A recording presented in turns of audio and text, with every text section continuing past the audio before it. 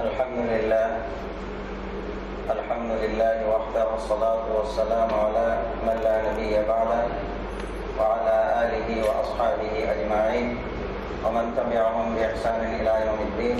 أما بعد، فإن أصدق الحديث كتاب الله وخير الهدي هدي محمد صلى الله تعالى عليه وعلى آله وسلم وشر الأمور محدثاتها وكل محدثة بدعة وكل بدعة ضلالة وكل ضلالة في النار. أما بعد، أعوذ بالله من الشيطان الرجيم. بسم الله الرحمن الرحيم. اليوم أكملت لكم دينكم وأتممت عليكم نعمتي ورضيت لكم الإسلام دينا. وقال تعالى في موضع آخر: يا أيها الرسول بلغ ما أنزل إليك من ربك وإن لم تفعل فما بلغت رسالته والله يعصمك من الناس والله لا يهدي القوم الكافرين. উপস্থিত আজকে আমাদের এই সাপ্তাহিক প্রোগ্রামে বিভিন্ন ক্যাম্প থেকে কাছে এবং দূরের বাংলা ভাষাভাষী আমাদের জ্ঞান পিপাসু ভাইয়েরা, অনুষ্ঠানের শুরুতেই আমরা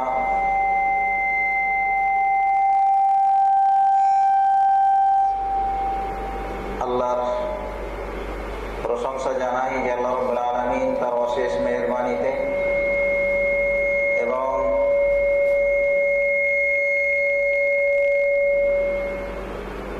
যে আল্লাহ রাব্বুল আলামিন তার অশেষ মেহেরবানিতে আমাদেরকে সুস্থ রেখেছেন এবং তার অশেষ অনুগ্রহে নিয়ে আমরা আজকে এই জুমার দিনে এবং মর্যাদাপূর্ণ দিনে আমরা আজকে এখানে কোরআন এবং হাদিসের আলোচনা শোনার জন্য বসতে পেরেছি। এই জন্য আমরা সর্বপ্রথম আল্লাহর দরবারে শুকরিয়া আদা করে নিই এবং প্রশংসা জানাই। সবাই পড়ি আলহামদুলিল্লাহ। অসংখ্য দুরূদ এবং সালাম পেশ করি সেই মহামানবের প্রতি, যেই মহামানবের প্রতি এই ইয়াউমুল জুমআ বা জুমার দিনে বেশি বেশি দুরূদ পাঠ করার ব্যাপারে যিনি তার নিজ মুখে আমাদেরকে উদ্বুদ্ধ করেছেন, উৎসাহ দিয়েছেন এবং আমাদেরকে জুমার দিনে তার প্রতি দুরূদ পেশ করার জন্য বলেছেন। তো সেই রাসূলের উপর বা শ্রেষ্ঠ মানুষের উপর আমাদের পক্ষ থেকে শ্রেষ্ঠ উম্মত হিসাবে অসংখ্য অগণিত দুরূদ এবং সালাম আমরা পেশ করি। তিনি আমাদের প্রিয় নবী সাইয়্যিদুল মুরসালিন খাতামুল আম্বিয়া নবী মুহাম্মদুর রাসূলুল্লাহ সাল্লাল্লাহু আলাইহি ওয়াসাল্লাম তার প্রতি। সম্মানিত ভাইয়া, আমরা আজকে বা বর্তমানে যে মাসে কালাতিপাত করতেছি বা দিন যাপন করতেছি, এই মাসটি সম্পর্কে আমাদের সকলেরই জানা। এই মাস আরবি মাস হিসাবে শাবান মাস বলা হয়ে থাকে এবং রমজানের আগের মাস।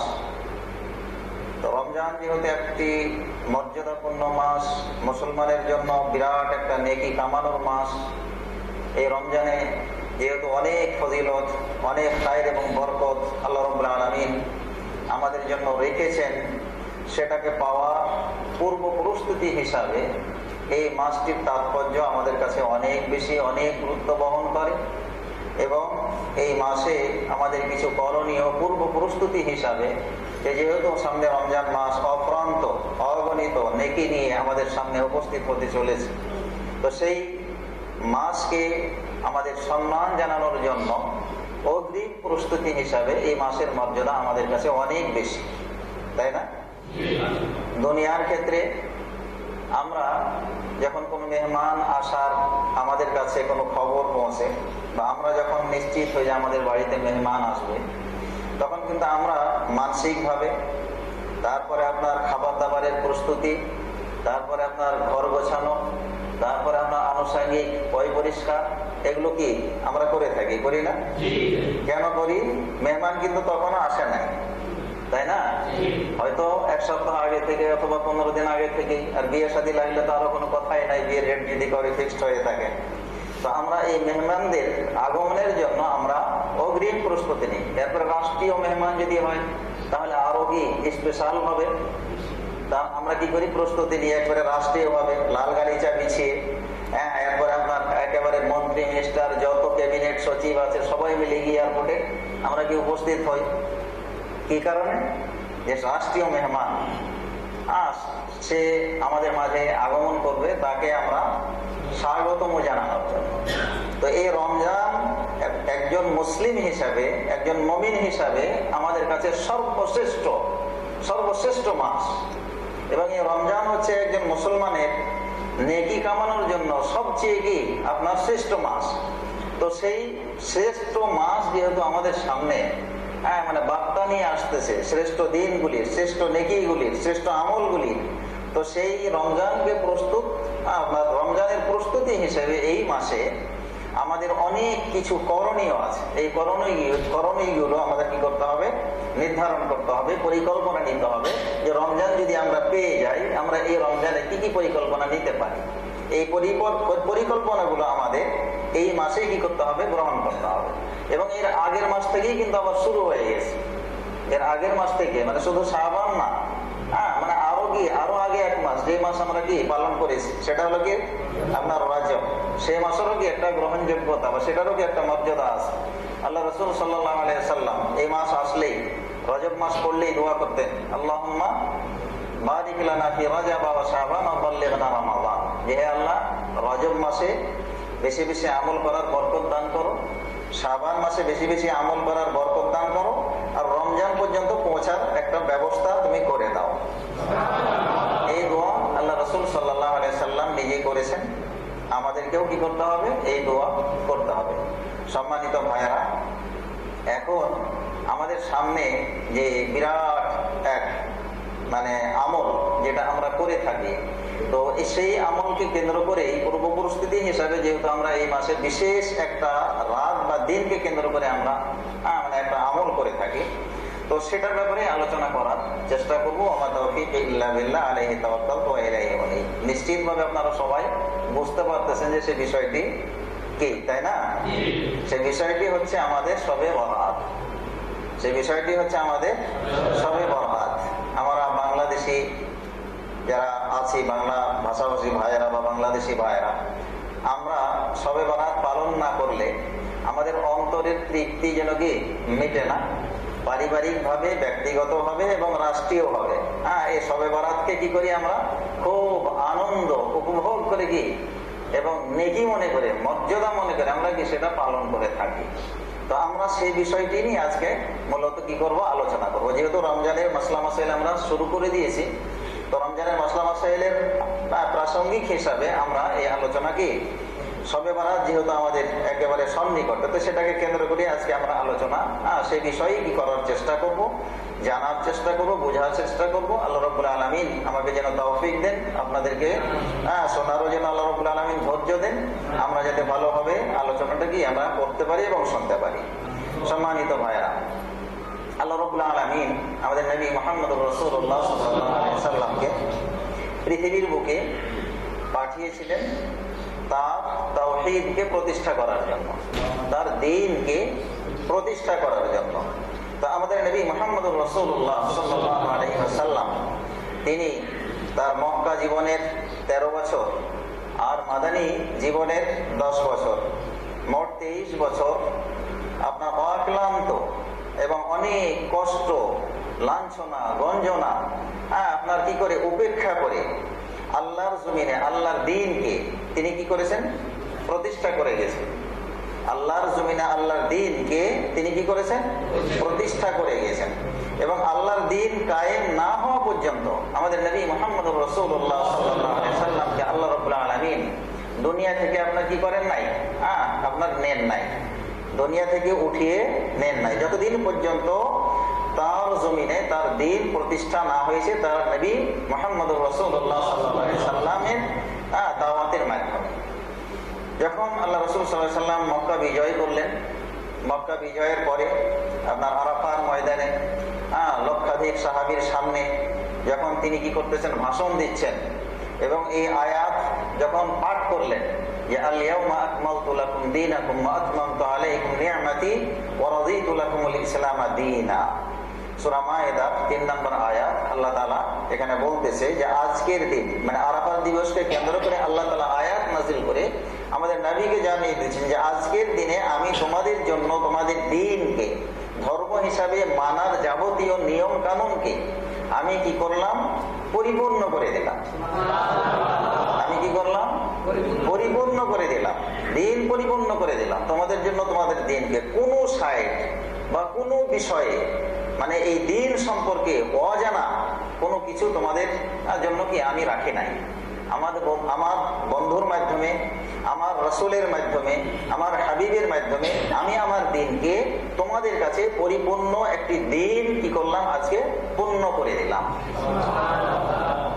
তো আল্লাহ রাসূল সাল্লাল্লাহু আলাইহি সাল্লাম এই তাওহীদ প্রতিষ্ঠা করতে গিয়ে অনেক মার খেতে হয়েছে, রক্ত ঝরাতে হয়েছে, অনেক মনে দুঃখ এবং কষ্ট এবং বেদনা পেতে হয়েছে।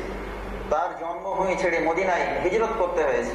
মদিনায় গিয়ে আস্তে আস্তে আস্তে আস্তে মানুষরা যখন দ্বীন গ্রহণ করতে শুরু করলো, সংখ্যা যখন মুসলমানের বাড়তে লাগলো, বিভিন্ন যুদ্ধে যখন জয়ী হলো, আল্লাহ রাসূল সাল্লাল্লাহু আলাইহি সাল্লাম মক্কা যখন বিজয় করলেন, তখন ইসলামের পূর্ণাঙ্গ রূপ আপনার কি প্রতিষ্ঠা হয়ে গেছে।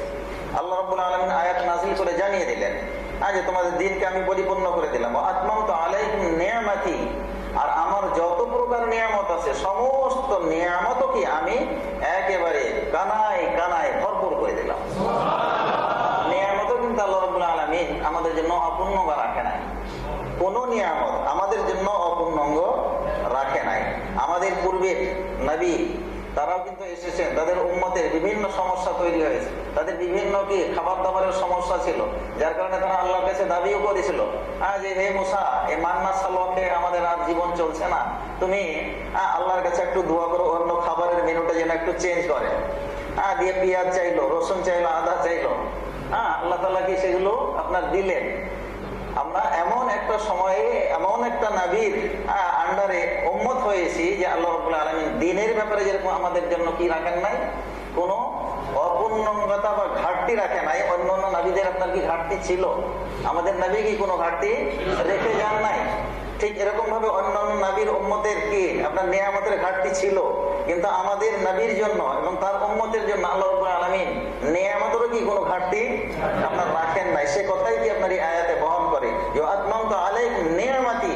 নিয়ামত শুধু খাবার দাবার নয়, স্বাস্থ্যগত দিক থেকে নিয়ে, পরিবেশগত দিক থেকে নিয়ে, মানে যত ধরনের নিয়ামত হতে পারে। কোন নিয়ামত আল্লাহ রাসূল সাল্লাল্লাহু আলাইহি ওয়াসাল্লাম আমাদের মাঝে আলোচনা করতে বাকি রেখে? আমাদের স্বাস্থ্য কিভাবে ঠিক থাকবে, খাবার দাবার কোন কোন খাবার আমাদের জন্য শারীরিক ভাবে উপকার আসবে, সব বিষয়ে আমাদের নবী মুহাম্মদুর রাসূলুল্লাহ সাল্লাল্লাহু আলাইহি ওয়াসাল্লাম আমাদেরকে কি শিক্ষা দিয়েছেন। আপনি হাদিস, কোরআন এগুলো রিসার্চ করে দেখুন, গবেষণা করে দেখুন যে আল্লাহ রাব্বুল আলামিনের কথা মানে কত বাস্তব, যে কোন ব্যাপারে কি আল্লাহ রাব্বুল আলামিন আমাদের নিয়ামতও কি অপূর্ণাঙ্গ রাখে নাই। বহু সমস্যা অন্যান্য নবীদের ছিল, কিন্তু আমাদের নবীর তার উম্মতের কি আপনার নাই।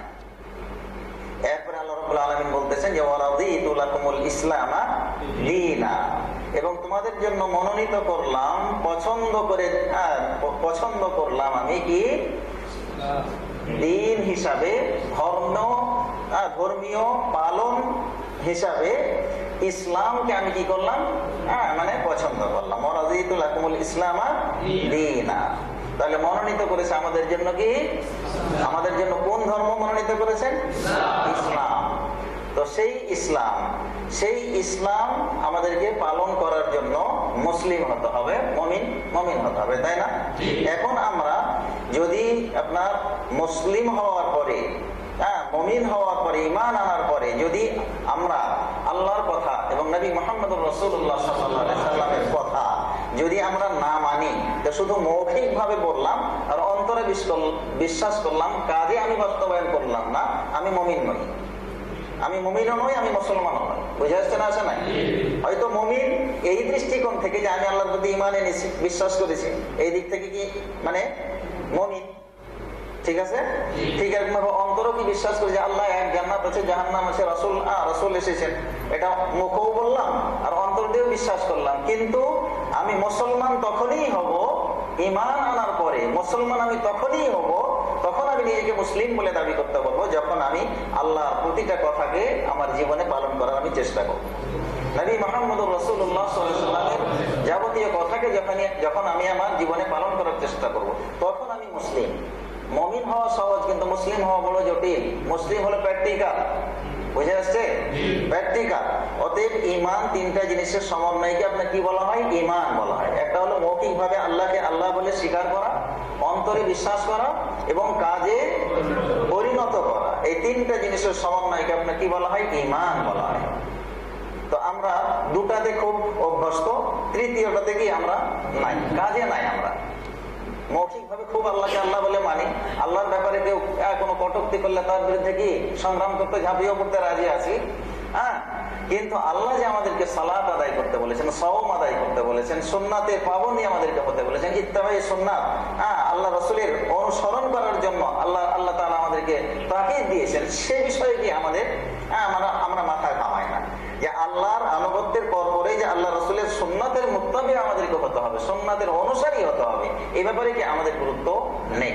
তো আল্লাহ রাব্বুল আলামিন আয়াত নাযিল করে জানিয়ে দিলেন যে আল্লাহ তার দ্বীনকে একেবারে পরিপূর্ণ করে দিয়েছেন। এবং সেই আয়াত যখন আল্লাহ রাসূল সাল্লাল্লাহু আলাইহি সাল্লাম আপনার সেই রাফাত দিবসে যখন পাঠ করেছিলেন, আপনার কেউ না বুঝলেও আবু বকর রাদিয়াল্লাহু তাআলা আনহু বুঝে ফেলেছিলেন যে আল্লাহ রাসূলের যাওয়ার, দুনিয়া থেকে যাওয়ার ঘন্টা বেজে গেছে, আল্লাহ রাসূল আমাদের মাঝে আর থাকবেন না। যার কারণে আবু বকর রাদিয়াল্লাহু তাআলা আনহু আপনার কান্না করছিলেন, সেদিন প্রচুর কান্না করেছিলেন। পরবর্তীতে কান্নার রহস্য জিজ্ঞেস করলে উনি বলেছিলেন যে যে আয়াত আল্লাহ রাসূল পাঠ করেছেন, এই আয়াত ইঙ্গিত বহন করে যে আমাদের মাঝে আল্লাহ রাসূল সাল্লাল্লাহু আলাইহি ওয়াসাল্লাম আর থাকবেন না। তো হজ থেকে ফিরে আসলেন, তারপরে গিয়ে আল্লাহ রাসূল সাল্লাল্লাহু আলাইহি ওয়াসাল্লাম দুনিয়া ছেড়ে আপনার চলে গেলেন। তো আল্লাহ রাসূল আমাদেরকে কি দিয়ে গেছে? পূর্ণাঙ্গ দ্বীন দিয়ে গেছে। এখন এই দ্বীন আমরা কিভাবে পালন করব? এই দিন আমরা কোন পদ্ধতিতে পালন করব? এই পদ্ধতি বা এই নিয়মগুলো যদি আমাদেরকে শিখতে হয়, তাহলে আমাদেরকে কোথায় যেতে হবে? নবী মুহাম্মদুর রাসূলুল্লাহ সাল্লাল্লাহু আলাইহি ওয়াসাল্লামের আমলের মধ্যে আমাদেরকে যেতে হবে, যে আল্লাহ রাসূল সাল্লাল্লাহু আলাইহি ওয়াসাল্লাম তার প্রতিটা ধর্মীয় কাজ, সালাত, সিয়াম, যাকাত, তারপরে তাহাজ্জুদ, তারপরে শবে বরাত, শবে মেরাজ, তারপরে আপনার কি সালাতুল ঈদাইন, দুই ঈদের সালাত, তারপরে এরকম কি তারপর পর্দা, প্রত্যেকটা বিষয়ে যখন আমি আমল করার জন্য যখন আমি কি করব, পা বাড়াবো, তখন আমাকে যেতে হবে যে আমাদের নবী মুহাম্মদ রাসূলুল্লাহ সাল্লাল্লাহু আলাইহি ওয়াসাল্লাম, তিনি তো আমাদেরকে দ্বীন শিক্ষার জন্য এসেছিলেন। আল্লাহ রাসূল সাল্লাল্লাহু আলাইহি ওয়াসাল্লাম হাদিসে বলেছেন যে বুইসতু ফীকুম মুআল্লিমান, যে আমি তোমাদের মাঝে প্রেরিত হয়েছি একজন শিক্ষক হিসাবে, তোমাদেরকে হাতে একেবারে কি কলমে একেবারে প্র্যাকটিক্যাল কি করা, দ্বীনকে শেখানোর জন্য আমি এসেছি। তো আল্লাহ রাসূল সাল্লাল্লাহু আলাইহি ওয়াসাল্লাম সেই স্বচ্ছ দ্বীন আমাদেরকে দিয়ে গেছেন। এবং বিশেষ করে সাহাবায়ে কেরাম রাদিয়াল্লাহু তাআলা আনহুম, তারা কিন্তু আল্লাহ রাসূলের কাছে একেবারে নির্ভেজাল সেই দ্বীন কারা পেয়েছিলেন? সাহাবায়ে কেরাম রাদিয়াল্লাহু তাআলা আনহুম তারা পেয়েছিলেন। এবং ওই দিন ওই পদ্ধতির উপর আমল করে আল্লাহ রাব্বুল আলামিনের সন্তুষ্টি তারা কি করেছিলেন? অর্জন করেছিলেন। তারা দুনিয়াতে বহু সাহাবী আপনার জান্নাতের সার্টিফিকেট পেয়েছিলেন। কিসের বলে? আপনার নবী মুহাম্মদুর রাসূলুল্লাহ সাল্লাল্লাহু আলাইহি ওয়াসাল্লামের সুন্নাতের অনুসারীর শক্তি বলে তারা আপনার দুনিয়াতে কি পেয়েছিলেন? সার্টিফিকেট পেয়েছিলেন। তাদের মাঝে কোনো প্রকার শিরক ছিল না, তাদের মধ্যে কোনো প্রকার হিংসা, বিদ্বেষ, আপনার কি এই ধরনের আপনার ওনার কোনো প্রবণতা ছিল না। যার কারণে আল্লাহ রাব্বুল আলামিন তাদের ব্যাপারে একেবারে জান্নাতের সার্টিফিকেট তো দিয়েছেনই, এবং ঘোষণাও দিয়ে দিয়েছেন যে রাদিয়াল্লাহু আনহুম ওয়া রাদু আনহু, আল্লাহ রাব্বুল আলামিন তাদের উপর একেবারে সন্তুষ্ট হয়ে গেছে, খুশি হয়ে গেছে। আর তারাও কি আল্লাহ রাব্বুল আলামিনের উপর কি খুশি হয়ে গেছে। তার কারণ তারাও তো জানে যে আল্লাহ যেহেতু খুশি, তো আমাদের তো খুশি হতেই হবে যে আল্লাহ রাব্বুল আলামিন যেহেতু রাজি এবং খুশি হয়ে গেছে, পুরস্কার কি হতে পারে আমরা কি বুঝে ফেলেছি, তো কি অটোমেটিক খুশি হওয়ারই কথা। আমাদের মালিক, আমাদের কোম্পানির যারা আপনার মালিক, আপনার যারা উপর পর্যায়ে যারা আপনার কি পাওয়ারে আছে, সুপারভাইজার ভাই, সে যদি আমার কাজকর্মে যদি খুশি হয়ে যায় যে মাশাআল্লাহ তুমি খুব ভালো কাজ করেছো, মনটা ভরে যাবে না? মনটা ভরে যাবে না? কেন ভরবে? যে সে আমার কাজে কি সন্তুষ্ট, আমার কাজে সন্তুষ্ট, আমি কাজ করে তাকে কি খুশি করতে পেরেছি। অবশ্যই তার কাছ থেকে কি আমি কিছুটা হেল্প বা সহযোগিতা কি আমি তার কাছে আমি পাবো। তো যিনি সারা বিশ্বের যিনি খালেক, যিনি মালিক, আমাদেরকে সৃষ্টি করেছেন এবং আমাদের সবকিছুর যিনি মালিক, তিনি যদি আমাদের কাউরি উপরে রাজি হয়ে যান, তাহলে তার পুরস্কারটা কি ধরনের আসতে পারে, আমাদের খুশি খুশি হওয়ার বিষয় না। এই জন্য